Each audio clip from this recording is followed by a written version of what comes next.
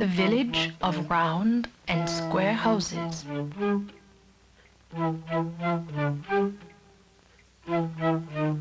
This village really exists, just the way it always has, in the remote hills of Central Africa. It was not until I was almost full grown and left my village that I found our village was like no other. For the men live in square houses and the women in round ones. To me, this seemed the natural order of things. But what is it like, you ask? I will tell you how it was and is for me. I grew up on my grandmother's farm in the village of Tos that lies at the foot of Naka Mountain in the Bamani Hills of West Africa. We planted yams and corn and tobacco and the finest coffee grown in the Cameroons. Our village was always happy and peaceful, a good place for any boy or girl to grow up. Every evening after a day of work in the fields, Uncle Domo and Grandpa Oma came to our roundhouse for supper. We children would hurry to put out the low wooden stool for Grandpa Oma, for he was the eldest and closer to the ancestor spirits. Then we would unroll the grass mat for Uncle Domo, the next oldest, as was only proper and respectful. And there they would sit proudly in their bright robes, Grandpa Oma above, seated on his stool, hands on knees, and Uncle Domo seated below. Then they would ask to see the children. One by one we would come forward from the narrow doorway, and one by one we would be lifted to sit upon those high and bony knees. And Grandpa would ask each one of us, "What have you learned today?" We would squirm and make an answer and wriggle off those sharp knees and run to help Mama and Grandma Tika prepare the meal to come. Supper might be fish or rabbit or groundnut stew or yams, but always I would be the one to pound and soften the white cassava root to make the fufu we eat at every meal. Then Mama would cook the fufu and beat it till it was white and fluffy. And she would pile the food into big bowls with round handles, just right for our small hands to hold. Then we would march into the big round room, our bare feet gripping the earthen floor. The little ones went first, carrying the bowl of heated water and towels to wash the hands before and after eating. Then the older ones would carry in the stew, spicy and steaming, smelling oh so good. And I would come in last, bearing the fufu.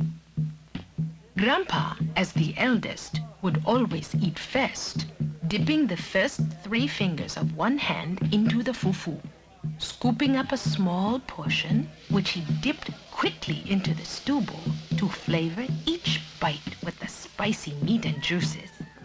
Then, in order of age, Grandma, Uncle Domo, and sometimes Mama, if she left the cook fire, would finish their meal in the same way. And we children would follow last, making sure to leave the bowl clean.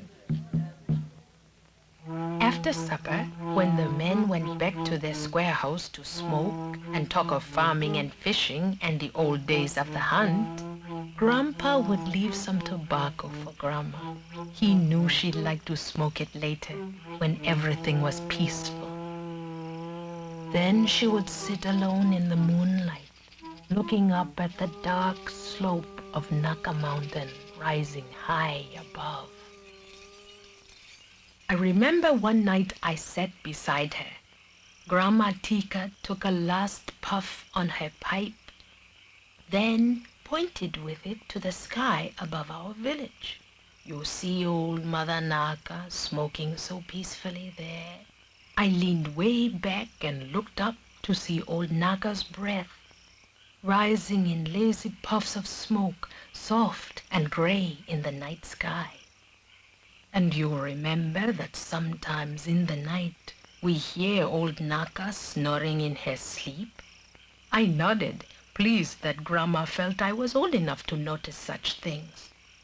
Well, it is by these signs that we know she is content. Now we live in peace with Naka and the spirits of our ancestors. But it was not always so.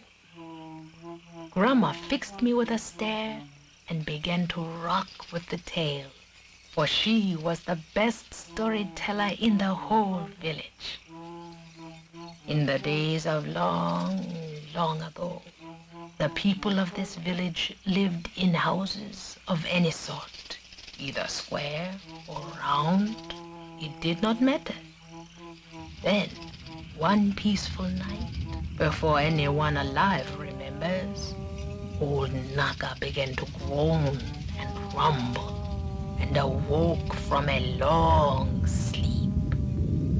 The villagers were frightened and ran out of their houses and hid in the bushes at the foot of the mountain. A great wind came up, and the ancestor spirits in the trees cried out to warn them. Even the rocks began to tremble. Suddenly, the black night was split open like a coconut, and a great white burst of light rose like the sun. Then the voice of our mother, Naka, thundered out over all. Boom! Baboom! Baboom! And the people cried out to Naka and prayed where they were lying down, hands pressing the earth, asking, "What have we done to so anger you?" All through the night, old Naka spoke to them, shouting her anger to the skies as red rivers of lava flowed down her sides. The morning sun rose, but no one could see him. The anger of Naka was too great, and ashes and smoke filled the air.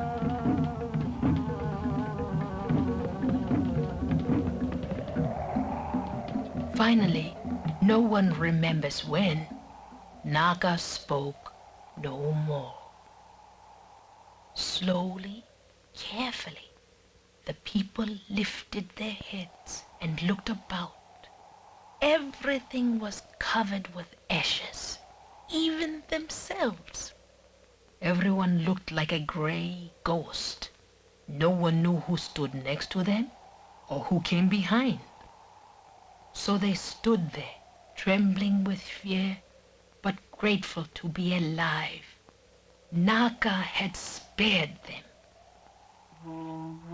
Still covered with ashes, the men, women, and children faced the mountain together and went back to claim their homes. But when they came to the burnt-out village, only 2 houses were left standing. One square and one round. The people saw that only these 2 houses had been spared by Naka, and they wondered to themselves, why these? Was it a sign? But the village chief had no time for such questions, and he called them together. "We must begin to rebuild our village now." He pointed to the ash-covered people. "You, tall, gray things, you go live in the square house. And you, round, gray things, go live in the round house. And you, small gray things over there, you go pick the small gray stones out of the fields so we can plant our crops again." And so it was done. The women lived in the round house with the children, and the women talked and laughed, preparing food for everyone. The men stayed in the square house and told each other tall stories and planted yams and corn each day in the new rich soil. And the children made a game out of clearing the fields of small gray stones and went swimming and fishing in the long afternoons. And no one forgot to thank Naka for sparing their lives and giving them back such fine crops from her good earth. Grandma smiled down at me. And so you see it has been to this day, for the women have decided they enjoy getting together to talk and to laugh and to sing. And the men have become used to being together and relaxing in their own place. And the children? Osa, is it not true the children still keep the fields clear of little gray stones? Yes, I laughed, and we still swim and play in the afternoon. But we bring home the fish we catch for supper, and we all get together then. Grandma laughed too. So you see, Osa, we live together peacefully here, because each one has a place to be apart and a time to be together. She took me by the hand and turned back to the round house. And that is how our way came about and will continue till Naka speaks again.